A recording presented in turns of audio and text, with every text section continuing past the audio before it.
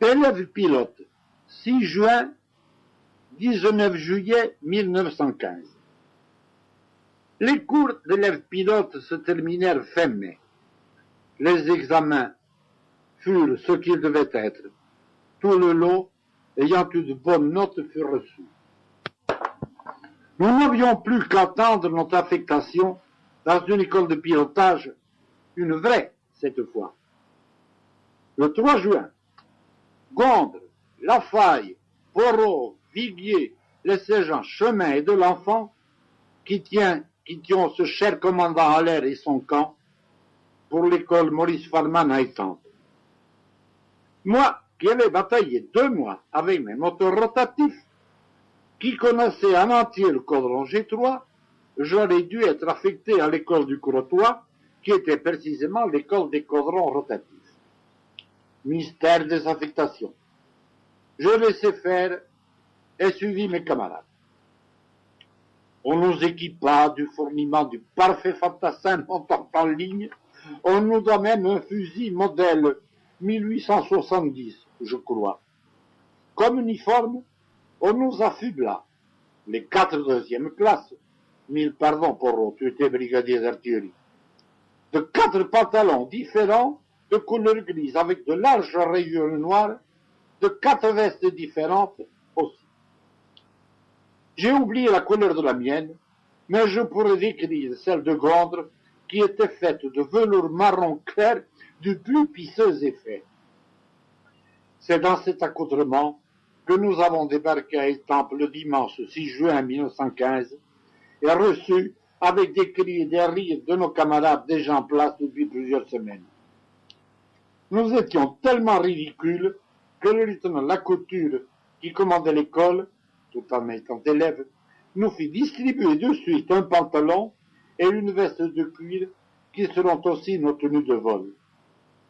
Il nous laissa toute initiative pour nous habiller convenablement et, personnellement, je repris ma tenue de dragon que j'avais conservée. L'école de pilotage d'Étampes. Étampes. Je ne crois pas qu'il soit possible d'écrire ou de parler d'aviation de cette époque sans y associer Étampes. Cette petite ville aux rues moyenâgeuses est, en quittant la région parisienne, la porte de la Beauce aux immenses plaines vides de grande végétation et de toute dénivellation de terrain sérieuse. Il était donc normal que constructeurs et pilotes de 1908, 1909 et 10, après les essais timides sur le terrain limité d'ici les Moulineaux, aient tenté de trouver des espaces dégagés pour continuer la mise au point de leurs appareils. Aux portes de Paris, la Beauce leur convenait parfaitement. Louis Blériot fut le premier à voler dans cette région en réalisant l'un des voyages restés célèbres allant de Toury à Artenay. Maurice et Henri Farman créèrent un terrain à ville sauvage à 5 km au sud d'Étampes. Des Perdus-Saints, Blériot s'installèrent également à 2 km à l'ouest. Et c'est ainsi que furent ouvertes des écoles portant le nom de chaque constructeur. En quelques mois, Étampes devint l'un des centres les plus actifs de France. Sur ces divers terrains venaient également d'autres petits constructeurs auxquels les grands donnaient asile. Il n'y a pas de précurseur de 1908 à 1912 qui ne soit venu à Étampes expérimenter leur timide construction. Les étrangers du monde entier voyageaient en France, venaient à Étampes admirer les aviateurs qui, du matin au soir, peuplaient le ciel de leurs appareils parfois bizarres.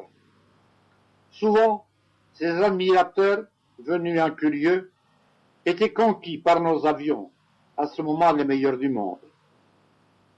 Ils restaient comme élèves et leur apprentissage terminé repartaient, amenant invariablement avec eux, parfois plusieurs appareils, ce qui fit dire à un Américain que la France avait donné des ailes au monde.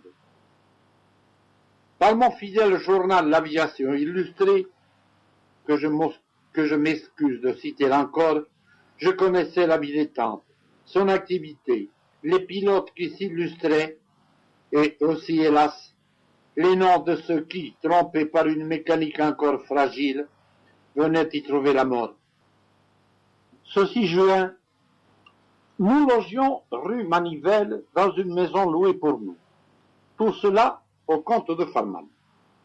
Un sergent-major s'occupait de notre administration et le lieutenant Lacouture, élève lui aussi, veillait à la discipline, inexistante d'ailleurs car nous étions au terrain à la pointe du jour et ne rentrions qu'à la nuit tombée. J'ajouterai que parmi tous les élèves, aucun de nous ne tentait d'esquiver les vols.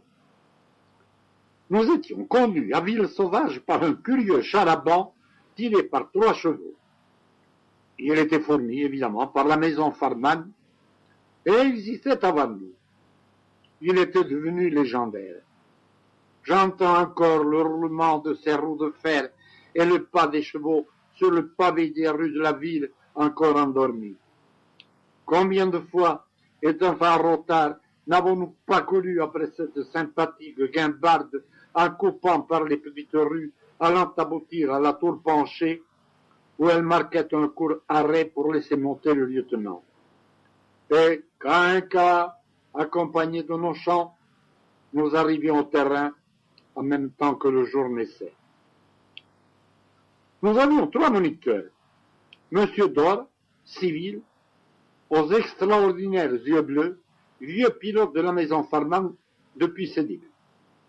Monsieur le peintre, encore civil, vieux chevronné aussi, ayant laissé une de ses jambes dans un de nombreux accidents qu'il avait additionnés pendant cette période difficile. Enfin, le sergent Minier, venu lui aussi des débuts de Farman, était notre moniteur.